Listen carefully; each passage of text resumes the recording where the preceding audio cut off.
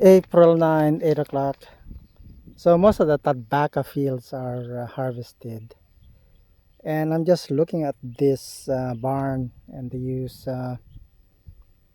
these duck hose go over the canvas, I think, to make sure that the wind doesn't lift the black canvas, because they're really concerned about loss of product. So really important.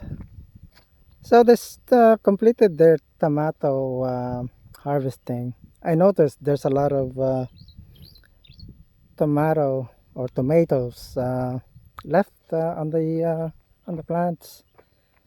I guess it's really hard to harvest them all, so it's just a matter of a decision matter to whether to harvest them all or just leave them rot.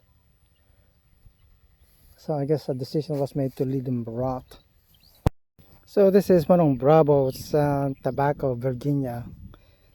So they've removed a lot of the leaves, so these are left to be harvested later.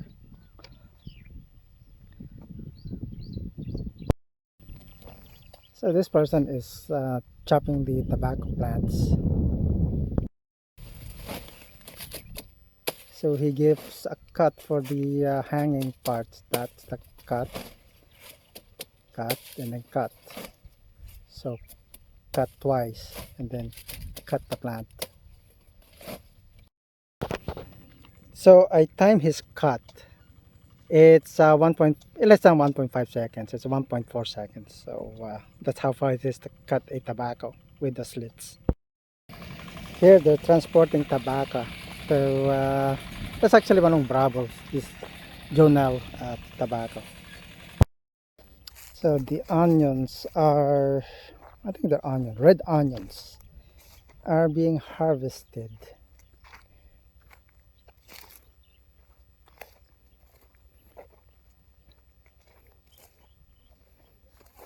Oh, the bulbs are sticking out, so it's easier to pull out. I haven't pulled one.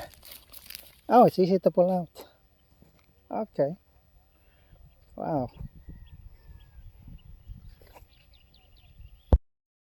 So a lot of the tobacco field are completed. So you can see this white canvas on the tobacco field.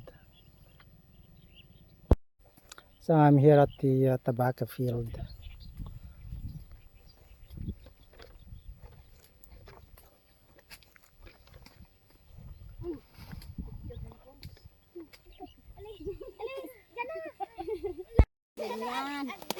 Oh, kasi taggatod.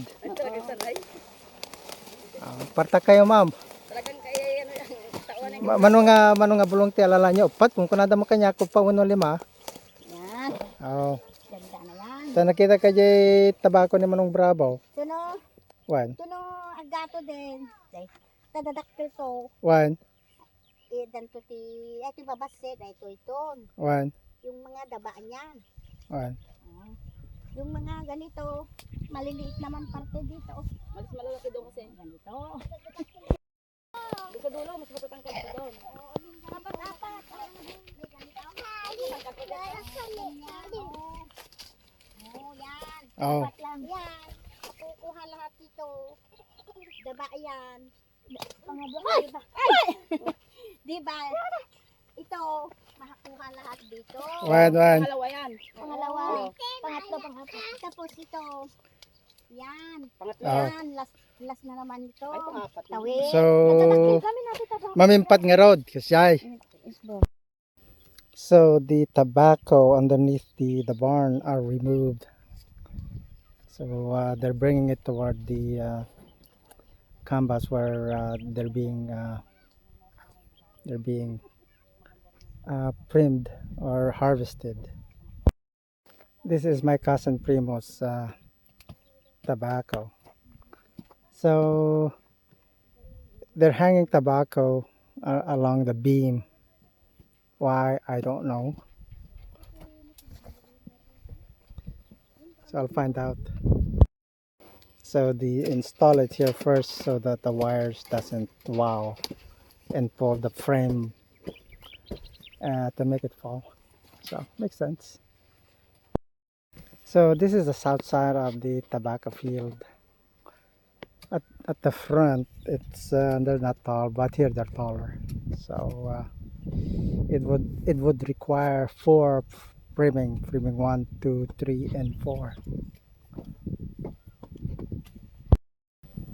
The tobacco leaves are huge.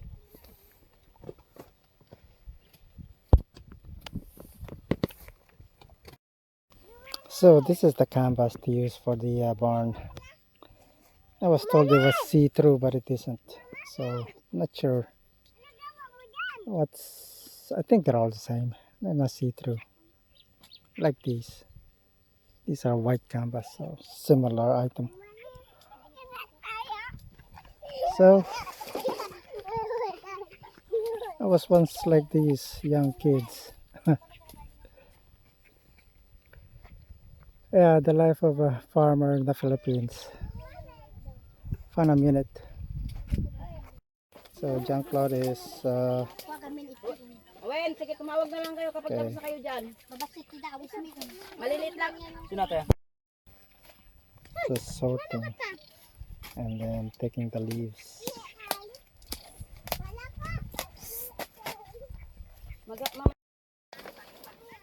Okay. Wen, sige. Panda? Tatlong araw pa sila dun. Sige nga, Rod. Si bibili naman kay Kandayo. So back to front to back. The Ganun siya. okay. Sinakulog ba? Okay. Sige ma'am, nalpasin. Gusto na. At saka, ay, yung oo. At saka may nakuha ang Pilipinas sa Brunei na gas. Bumababan. Nagtulong sila sa dito Kan sa anong Pilipinas. DJ, Sir DJ ni Miss ni Ma'am? May isang adawas kas pagarigan. Mano nga bulong. Ti may todo kita. Si kayo aser no manong. Ang kas jay ma'am, ay normal nga nagtrabaho kayo kas pagarigan ibaga kag dawas kayo. Kay kini manong bravo, manong nga bulong ti naitudok yaw. Pero gamin Sir ka DJ Dawis nakakastine. Oh, Pinipiyay na punno. when amo ka jay Allowance na. when no kawai no bambo amo nga punwan na ngam tatta nagdawas kayo ti kasoyen ti kaday. Sir. Oh, ato ti damdamagag nagdawas kayo ti barot. Dati nga bulong, mano nga bulong ti may tudokyo. Kas jay tano ti makalkulit ko am amin ngamin ma'am. No kas pagarigan ato ki 60 cm.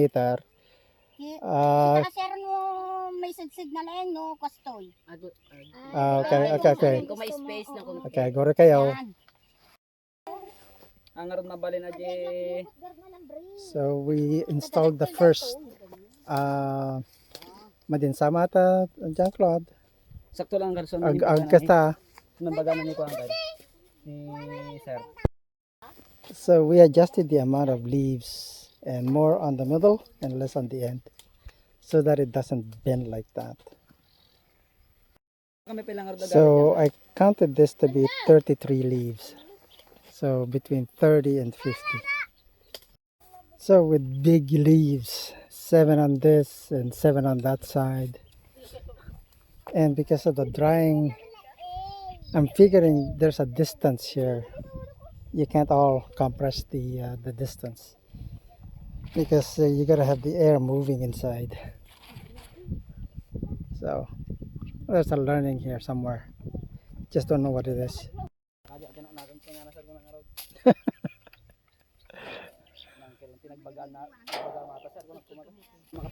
So with the hangs these leaves, it takes a while. It's a hard work.